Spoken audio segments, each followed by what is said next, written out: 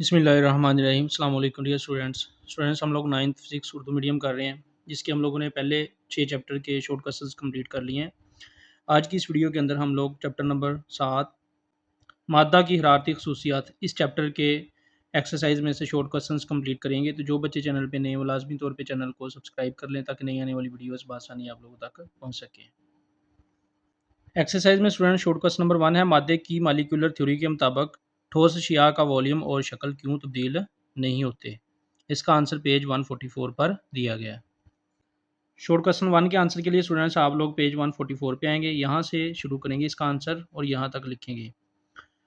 ठोस होने की सूरत में इंटर मॉलिक्यूलर फोर्स इतनी ताकतवर होती है कि वो मॉलिक्यूल्स को जोड़कर रखती है, लिहाजा वो अपने अपनी जगहों पर मुस्तकिल जकड़े हुए इर्ताशी हरकत जारी रखते हैं, यानी अपनी जगह पे जकड़े रहते हैं, अपनी जगह पे मौजूद रहते हैं, इसलिए इनकी शक्ल और वॉल्यूम तब्दील नहीं होता। तो यहाँ तक आप शॉर्ट क्वेश्चन नंबर 1 का आंसर कंप्लीट करेंगे। शॉर्ट क्वेश्चन नंबर 2, क्या वजूहात हैं कि गैस ना तो कोई ख़ास वॉल्यूम रखती है और ना ही ख़ास शक्ल। इसका आंसर 144 पेज पर दिया गया है। शॉर्ट क्वेश्चन नंबर 2 के लिए स्टूडेंट्स आप लोग पेज 144 पे आएंगे, यहाँ से इसका आंसर शुरू करेंगे और यहाँ तक लिखेंगे। गैस के मॉलिक्यूल्स निस्बतन एक दूसरे से दूर होते हैं, लिहाजा ये ना तो कोई ख़ास वॉल्यूम रखते हैं और ना ही ख़ास शक्ल। तो यहाँ से लेके यहाँ तक आप शॉर्ट क्वेश्चन नंबर 2 का आंसर लिखेंगे। शॉर्ट क्वेश्चन नंबर 3, ठोस माया और गैस हालत में इनके मॉलिक्यूल्स के दरमियान फासलों का मुवाजना करें। इसका आंसर भी पेज 144 पर दिया गया है। शॉर्ट क्वेश्चन 3 के आंसर के लिए स्टूडेंट्स आप लोग पेज 144 पे आएंगे, ठोस माया और गैस के मॉलिक्यूल्स के दरमियान मुवाजने के लिए। तो यहाँ से लेके यहाँ तक आप लोग ठोस, यहाँ से लेके यहाँ तक माया और यहाँ से लेके यहाँ तक गैस के मॉलिक्यूल्स के दरमियान पढ़ेंगे। ठोस होने की सूरत में इंटरमॉलिक्यूलर फोर्स इतनी ताकतवर होती है कि वो मॉलिक्यूल्स को जोड़कर रखती है। ठोस अशिया के अंदर इंटरमॉलिक्यूलर फोर्स बहुत ताकतवर होती है, वो मॉलिक्यूल्स को जोड़कर रखती है, लिहाजा वो अपनी अपनी जगहों पर मुस्तकिल जकड़े रहते हैं, यानी अपनी अपनी जगहों पे जुड़े रहते हैं, जुड़े रहते हुए इताशी हरकत करते हैं। तो यहाँ तक आप ठोस के लिए लिखेंगे, यहाँ से लेके यहाँ तक माया के लिए लिखेंगे। मायात की सूरत में इंटरमॉलिक्यूलर फोर्स इतनी कमज़ोर होती है कि ये मॉलिक्यूल्स को मुस्तकिल जगहों पर जकड़े नहीं रख सकती। ठोस के दरमियान इंटरमॉलिक्यूलर बहुत ज़्यादा ताकतवर होती है, जबकि मायात के दरमियान इंटरमॉलिक्यूलर फोर्स कमज़ोर होती है। ये मॉलिक्यूल्स को मुस्तकिल जगहों पर जकड़े नहीं रख सकती और मॉलिक्यूल्स को एक दूसरे के पास से गुजरते हुए बेतरतीब सिमतों में हरकत कर सकते हैं, यानी इसमें मॉलिक्यूल्स एक दूसरे के पास से गुजरते हुए बेहंगम यानी बेतरतीब सिमतों में हरकत कर सकते हैं। और यहाँ से लेके यहाँ तक आप लोग गैस के लिए लिखेंगे। गैस के मॉलिक्यूल्स निस्बतन एक दूसरे से दूर दूर होते हैं। ठोस अशिया के मॉलिक्यूल्स के दरमियान इंटरमॉलिक्यूलर फोर्स ताकतवर होती है और मायात की इंटरमॉलिक्यूलर फोर्स कमज़ोर होती है, जबकि गैस के मॉलिक्यूल जो हैं ये एक दूसरे से दूर दूर होते हैं, लिहाजा ये ना तो कोई ख़ास वॉल्यूम रखती है और ना ही कोई ख़ास शक्ल। तो यहाँ तक आप क्वेश्चन 3 को कंप्लीट करेंगे। शॉर्ट क्वेश्चन नंबर 4, किसी माया का टेम्परेचर बढ़ाने से क्या असर पड़ता है। इसका आंसर पेज 146 पर दिया गया है। शॉर्ट क्वेश्चन नंबर 4 के लिए स्टूडेंट्स आप लोग पेज 146 पे आएंगे, यहाँ से लेके यहाँ तक इसका आंसर करेंगे। जब हम किसी माया को गर्म करते हैं तो इसके मॉलिक्यूल्स की हरकत मज़ीद ज़ोरदार हो जाती है, जिसका मतलब यह है कि इसकी इंटरनल एनर्जी में इजाफा हो जाता है। जब हम किसी माया को गर्म करते हैं तो इसके मॉलिक्यूल्स की हरकत तेज़ हो जाती है, जिसका मतलब है इसका मतलब है कि इसके इंटरनल यानी इसकी अंदरूनी एनर्जी में इजाफा होगा, इसका टेम्परेचर बढ़ गया है। तो यहाँ से लेके यहाँ तक आप शॉर्ट क्वेश्चन नंबर 4 का आंसर करेंगे। शॉर्ट क्वेश्चन नंबर 5, किसी शय के टेम्परेचर से क्या मुराद है। इसका आंसर पेज 145 पर दिया गया है। शॉर्ट क्वेश्चन 5 के लिए स्टूडेंट्स आप लोग पेज 145 पे आएंगे, यहाँ से लेके यहाँ तक टेम्परेचर की डेफिनेशन लिखेंगे। टेम्परेचर किसी शय के गर्म या ठंडा होने की शिद्दत का नाम है। हरारत यानी टेम्परेचर किसी शय के गर्म या ठंडा होने की शिद्दत का नाम है। तो यहाँ से लेके यहाँ तक आप टेम्परेचर की डेफिनेशन करेंगे। शॉर्ट क्वेश्चन नंबर 6, हरारत की तारीफ करें। वजाहत करें कि एक शय से दूसरी शय में एनर्जी मुंतकिल होते हुए हरारत कहलाती है। इसका आंसर पेज 145 पर दिया गया। शॉर्ट क्वेश्चन 6 के आंसर के लिए स्टूडेंट्स आप लोग पेज 145 पे आएंगे, यहाँ से लेके यहाँ तक आप इसका आंसर करेंगे, यहाँ से लेके यहाँ तक इसकी हरारत की डेफिनेशन करेंगे और यहाँ से यहाँ तक कंप्लीट इसको लिखेंगे। हरारती एनर्जी दो अशिया के टेम्परेचर में फ़र्क की वजह से एक शय से दूसरी शय में मुंतकिल होती है, यानी गर्म शय से ठंडी शय की तरफ मुंतकिल होती है। इसलिए हम हरारत की तारीफ़ यूँ कर सकते हैं, हरारत वो एनर्जी है जो दो अशिया के टेम्परेचर्स में फ़र्क की वजह से एक शय से दूसरी शय में मुंतकिल होती है, यानी गर्म शय से ठंडी शय में हरारत मुंतकिल हो जाती है। तो यहाँ से यहाँ तक आप शॉर्ट क्वेश्चन नंबर 6 को कंप्लीट करेंगे। शॉर्ट क्वेश्चन नंबर 7, किसी मादे की थर्मोमेट्रिक खसूसियात से क्या मुराद है? चंद एक थर्मोमेट्रिक खसूसियात बताएं। इसका आंसर पेज 146 पर दिया गया है। शॉर्ट क्वेश्चन नंबर 7 का आंसर स्टूडेंट्स आप लोग पेज 146 से करेंगे, यहाँ से लेके यहाँ तक इसकी डेफिनेशन करेंगे और यहाँ से लेके यहाँ तक इसकी खसूसियात लिखेंगे। थर्मामीटर्स में किसी मादे की ऐसी खसूसियात का इस्तेमाल किया जाता है जिसमें टेम्परेचर तब्दील होने से खातिर ख्वाह तब्दीली वाक़या होती है। बुनियादी थर्मोमेट्रिक खसूसियात। थर्मामीटर बनाने के लिए किसी मौजू मटीरियल में मुंदज़ैल थर्मोमेट्रिक खसूसियात होनी चाहिए।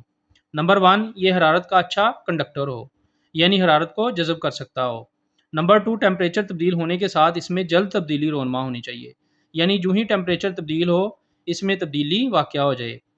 नंबर 3, हरारत के साथ इसका फैलाव यकसां होना चाहिए, यानी जितनी हरारत बढ़ रही है इसका फैलाव भी इतना ही बढ़ना चाहिए, या जितनी हरारत कम हो रही है इसका फैलाव भी उतना ही कम होना चाहिए।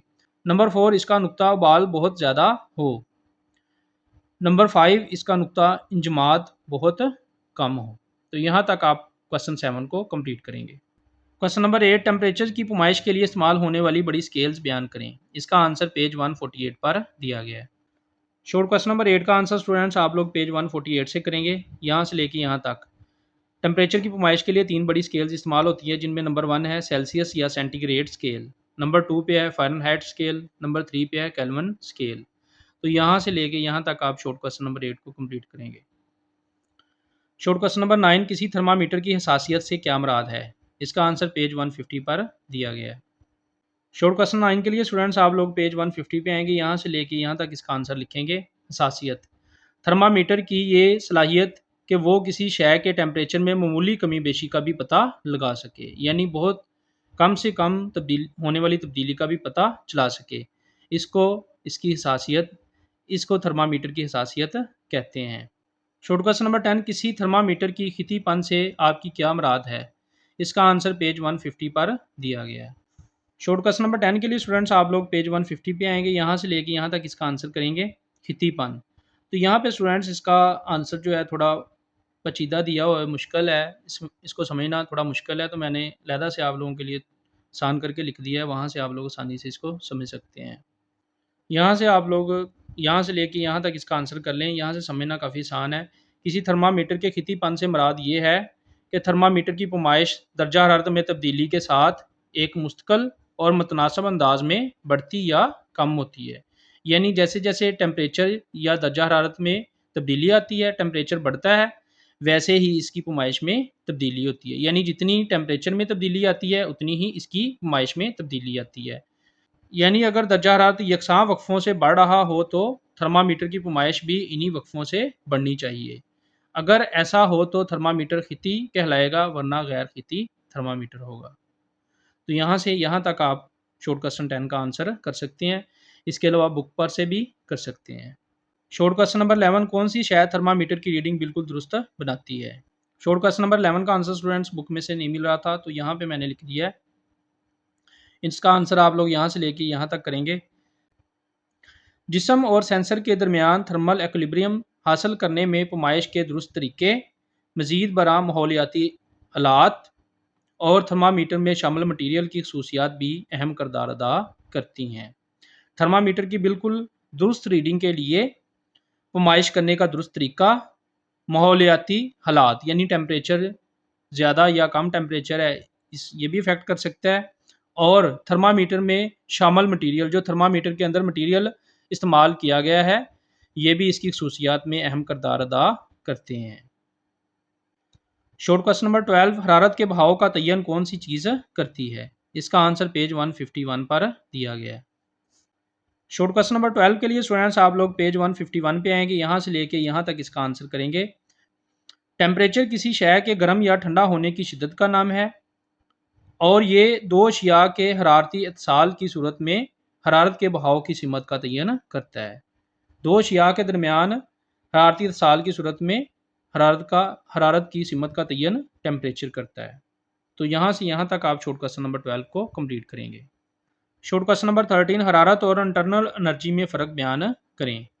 इसका आंसर पेज 145 और 146 पर दिया गया है। शॉर्ट क्वेश्चन नंबर 13 के लिए स्टूडेंट्स आप लोग पेज 145 पे आएंगे। यहाँ से लेके यहाँ तक हरारत की डेफिनेशन करेंगे। हरारत वो एनर्जी है जो दो अशिया के टेम्परेचर में फ़र्क की वजह से एक शय से दूसरी शय में मुंतकिल होती है। और इंटरनल एनर्जी की डेफिनेशन के लिए स्टूडेंट्स आप लोग पेज 146 पे आएंगे। यहाँ से लेके यहाँ तक इसकी डेफिनेशन करेंगे। किसी शय के मालिक्यूल्स की काइनेटिक एनर्जी और पोटेंशियल एनर्जी का मजमुआ इसकी इंटरनल एनर्जी कहलाता है। तो यहाँ से लेके यहाँ तक आप लोग इंटरनल एनर्जी की डेफिनेशन करेंगे। शॉर्ट क्वेश्चन नंबर 14, जब आप किसी सर्द सतह को छूते हैं तो क्या इस सतह से एनर्जी आपके हाथ में मुंतकिल होती है या आपके हाथ से एनर्जी इस सतह में मुंतकिल होती है। तो इसका आंसर यहाँ पे मैंने लिख दिया है। जब आप किसी ठंडी सतह को छूते हैं तो हरारत की एनर्जी आपके हाथ से ठंडी सतह की तरफ जाती है।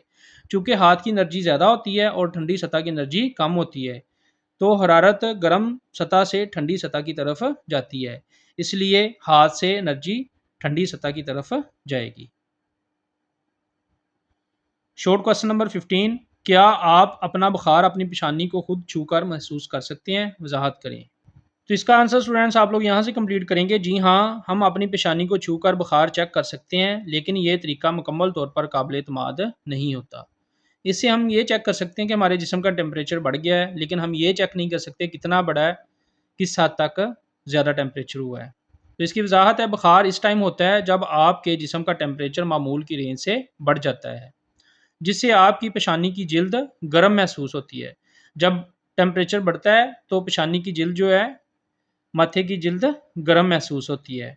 ताहम ये सिर्फ एक अंदाज़ा होता है। इससे हम सिर्फ एक अंदाज़ा लगा सकते हैं, एग्जैक्ट फिगर नहीं मालूम कर सकते, क्योंकि कमरे का टेम्परेचर या बुखार की वजह से आपके जिस्म के रद्द अमल जैसे अवामल आपकी जिल्द को कितना गर्म महसूस करते हैं, इस पर असरअंदाज हो सकते हैं। दुरुस्त पैमाइश के लिए थर्मामीटर इस्तेमाल किया जाता है, क्योंकि ये एक दुरुस्त अंदरूनी टेम्परेचर फराहम करता है। तो यहाँ तक आप शॉर्ट क्वेश्चन नंबर 15 का आंसर कंप्लीट करेंगे। इस तरह स्टूडेंट्स हमारे चैप्टर नंबर 7 के शॉर्ट क्वेश्चंस कंप्लीट हो गए। इंशाल्लाह आने वाली वीडियो के अंदर हम लोग चैप्टर नंबर 8 के शॉर्ट क्वेश्चंस कंप्लीट करेंगे। तो जो बच्चे चैनल पे नए, वो लाजमी तौर पे चैनल को सब्सक्राइब कर लें, ताकि नई आने वाली वीडियोस बआसानी आप लोगों तक पहुँच सके। वीडियो वॉच करने का बहुत शुक्रिया। अस्सलाम वालेकुम।